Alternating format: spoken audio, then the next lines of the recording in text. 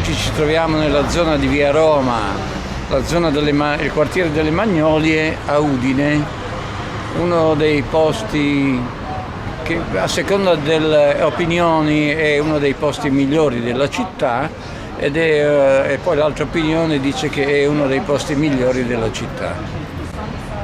Per me è uno dei posti migliori della città, però a parte gli scherzi, quando voglio avere qualche opportunità conoscitiva, nel senso una passeggiata, una chiacchierata, vengo di qua, c'è sempre qualcuno, ecco. No, qui la conoscenza che tu puoi fare nella zona delle Magnolie è quella occasionale. Accade abbastanza spesso che se ti siedi in un bar, se fai una passeggiata qui, hai l'opportunità di chiacchierare con qualcuno. Tu dici vabbè, ma perché qui e non da un'altra parte? Perché lo straniero, ma non solo in Udine, lo straniero in qualsiasi parte del mondo, noi stessi quando diventiamo stranieri siamo più loquaci, abbiamo più desiderio di dialogo. E allora ecco che diventa più facile trovare una persona, una o più persone con le quali poter dire due parole.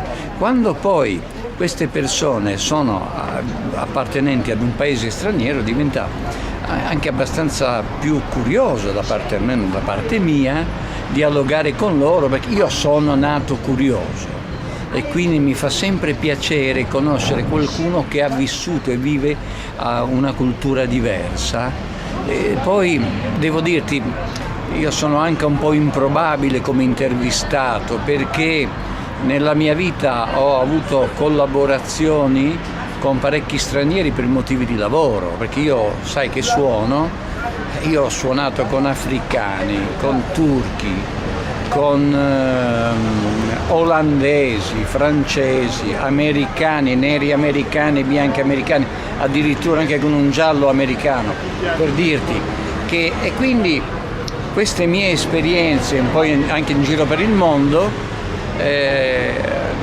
mi portano poi, quando sono fermo a Udine, ad andare in Via Roma, perché mi sembra un po' di tornare indietro nel tempo. Ecco, c'è anche questa... Ecco, però Rocco, tanta gente ha paura di questo posto e non ci viene neanche pagata.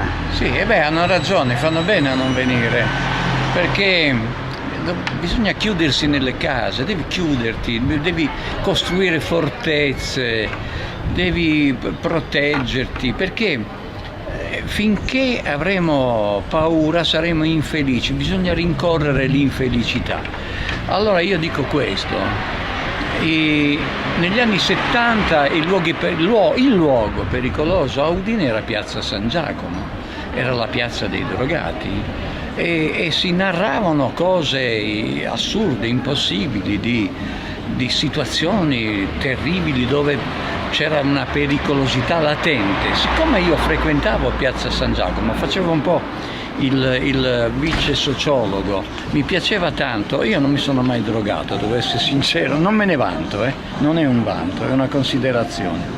E quindi il fatto di frequentare quella piazza era per me più una curiosità, primo perché avevo molti amici che la frequentavano, perché tu sai che quando vai in un luogo fra drogati, ubriaconi, tutto quello che vuoi, e c'è comunque anche un'umanità che va lì per capire, per sapere. C'erano giornalisti, c'erano poeti, c'era veramente un'umanità varia. Quindi nel tempo i luoghi geografici di pericolosità si spostano, anche se le zone vicino alle stazioni per statuto sono quelle più pericolose in ogni città, si parla di pericolosità. Poi se andiamo bene a guardare, a Udine viviamo in un limbo, noi siamo in un paradiso dell'antipericolo. Qui Udine è una delle città più sicure d'Europa, però questa percezione che ci viene inculcata, purtroppo esiste. Io, al di là dello scherzo iniziale sul fatto di chiudersi in casa, invece propongo di uscire di più, di chiacchierare di più, di stare insieme alla gente, di conoscere la gente. questo quartiere non è da oggi che è al centro dell'attenzione della città. Noi tornavamo, so già dove vuoi parare, noi tornavamo di notte dopo aver finito di suonare e si veniva in questo quartiere. Sai perché si veniva in questo quartiere? Primo perché c'erano un paio di locali chiusi, aperti tutta la notte. Uno era la birreria Dreher in Viale Europunita, proprio qui dietro, e lì mi ricordo che io mi divertivo, parlo alle 3-4 del mattino, giocavano d'azzardo alle carte, no? E allora noi ragazzini si andava a guardare questi grandi giocatori d'azzardo che giocavano anche 1 milione, 2 milioni di lire, che erano cifre enormi, che facevano addirittura paura. Oppure anche si veniva a fare le passeggiate, a guardare le prostitute. Pensa che io non solo non mi sono mai drogato, non sono neanche mai andato con una prostituta, cioè io veramente sono portato alla santità. Quindi le prostitute è una tradizione che si tramanda da generazioni qui in Borgo Cassazione. Ma guarda, una volta la prostituzione era più evidente, no? Oggi non so, perché sono sparite in alcuni luoghi, anche qui ce ne sono poche, non è più come un tempo. E c'erano i cosiddetti magnaccia, ecco, quelli erano pericolosi, perché non poteva, a volte noi imberbi e con poca esperienza andavamo a scherzare, a giocare con le prostitute. Sai, qualche volta qualcuno con il coltello che sbucava dai pantaloni veniva a pregarci gentilmente di allontanarci, perché noi facevamo perdere tempo alle ragazze, le quali ragazze poi erano simpaticissime perché ci facevi amicizia. Poi ti dicevo, siccome io suonavo e quindi rientravo alle 3 di notte, capitava di fare la chiacchierata, di passare i 5 minuti, perché a proposito di questo, c'è un abitué di questo quartiere che è la Flavia. Grande Flavia, credo che sia la più conosciuta prostituta udinese. A me Flavia è sempre piaciuta,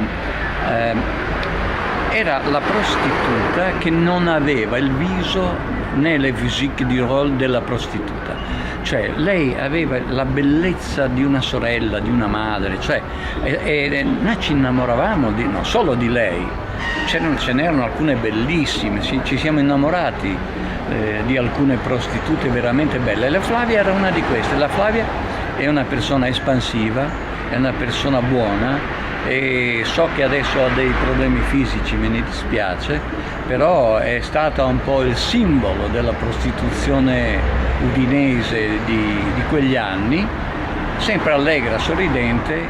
Senti, quindi questo quartiere sesso, droga, rock and roll, c'è tutto. Ma io direi che in questo quartiere, dove tuttora vivono molti artisti, non dimentichiamo questa cosa, se l'artista sceglie di vivere in questo quartiere ci sarà una ragione. L'artista non va a cercare la villetta per metterci il cagnolino e fare la passeggiata la mattina col cagnolino, che va benissimo, per carità, viva i cagnolini. L'artista va a cercare spunti, e gli spunti qua li trovi. Se siamo venuti qua dentro la stazione c'è un motivo. Sì, non me lo ricordo, ma c'è. Credo che sia la solitudine. In fondo noi siamo abituati alla solitudine. Provare e sentire la solitudine non vuol dire essere veramente soli. Io ho provato ad essere quasi emigrante da giovane, mi sono trovato in una situazione in cui non avevo famiglia, non avevo nessuno, ero drammaticamente povero ed ero all'estero. E quindi la cosa per cui soffrivo di più non era tanto la povertà quanto la solitudine. E ricordo che mi piaceva andare nella stazione, perché la stazione dei treni mi faceva sentire meno solo, perché sapevo che in una stazione puoi trovare qualcuno o qualche cosa, o comunque viaggi con la fantasia, vabbè, un po' come i bambini, no? Ai bambini regali l'aeroplanino, regali il trenino, e loro già viaggiano con questi trenini, loro ci viaggiano. E quindi la solitudine ti porta agli incontri. Tornando al quartiere delle Magnolie, queste persone in fondo soffrono di solitudine, ed è per questo che si formano i gruppi, perché Quando i nostri migranti andavano in Germania o in Francia, cosa facevano se non rincorrersi l'un l'altro per poter parlare delle proprie famiglie? Di cosa parlavano? Se tu ci pensi, anche nei film del neorealismo, tu vedi questi migranti che poi vengono descritti, lo dice il termine stesso, neorealismo, realisticamente per quello che erano, per come erano, grandi attori.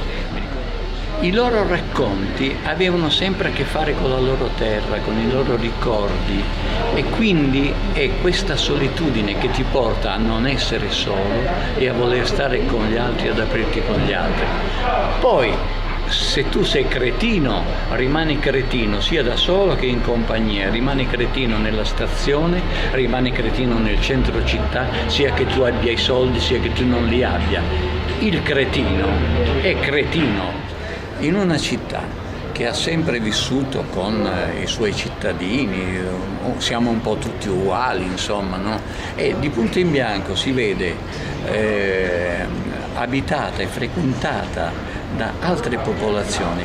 È chiaro che crea scompenso iniziale, però è un privilegio, perché non siamo più l'angolino di mondo dove andiamo a berci il bicchiere di vino e non abbiamo altro da fare. In questo momento sta crescendo la città. Quando circa 30 anni fa suonavo in Friuli, non solo in Friuli ma comunque anche qui, con i due africani, uno era Chic e l'altro che ti dicevo prima Cobla Bedel, la cosa che mi divertiva era entrare nei locali pubblici con loro, perché vedi, loro erano comunque, non si accorgevano di essere africani, cioè loro non vivevano l'idea di essere africano con la paura di essere africano in un luogo foresto. Loro facevano i musicisti, entravamo nei locali e scherzavano e ridevano come fossero friulani. Qual era il problema? Che lasciavano sconcertati quei poveri titolari di locale di un tempo e gli avventori di quegli anni, perché stiamo parlando di 30 anni fa, 25-30 anni fa, non c'era ancora l'abitudine, e quindi mi viene da sorridere a pensare a quei momenti in quegli anni quando vedevi l'avventore che rimaneva esterrefatto di considerare due africani che fra di loro scherzavano, ridevano in italiano e anche con lui facevano la stessa cosa. Non c'era nessuna soggezione, era la sorpresa della mancanza di soggezione. Senti, ti devo rivelare che Chic è stato il mio vocalist quando io ero DJ 27 anni fa all'allora Psychodrome, si chiamava così, in Viale Venezia, dove facevamo le feste africane 27 anni fa. E poi Chic, che è un bellissimo ragazzo, portava via tutte le ragazze più belle perché piaceva moltissimo, e Chic è oltretutto bello, in gamba, ironico, intelligente. Madonna, lo odio. Vorrei concludere dicendo che io in via Roma ci tornerei a vivere. Uno diceva, ma allora ci sei già stato a vivere? No, non ci ho vissuto, ma la ho vissuta, perché per anni e anni la frequentavamo tutti noi, venivamo qui c'erano le pizzerie, Pierino, il famoso pizzaiolo Pierino, la sua prima pizzeria credo che fosse quella che aveva lì attaccato alla stazione, che già si chiamava Pizzeria da Pierino, con Giusy, sua moglie, che poi aprirà a Leon d'Oro. Quindi queste sono tutte storie, piccole storie, che tu potresti raccontare. Sai perché dico?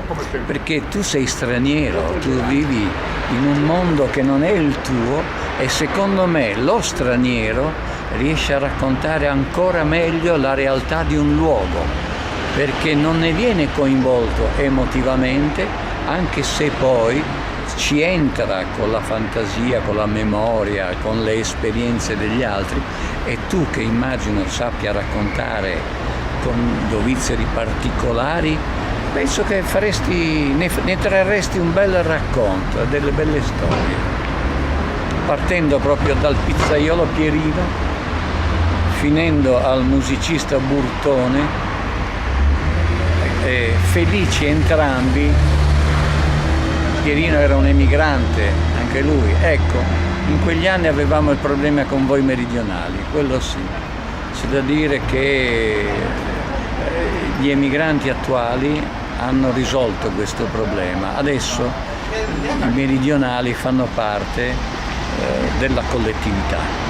Quindi ringrazio pakistani, afghani, eccetera, di averci sollevati da questo problema.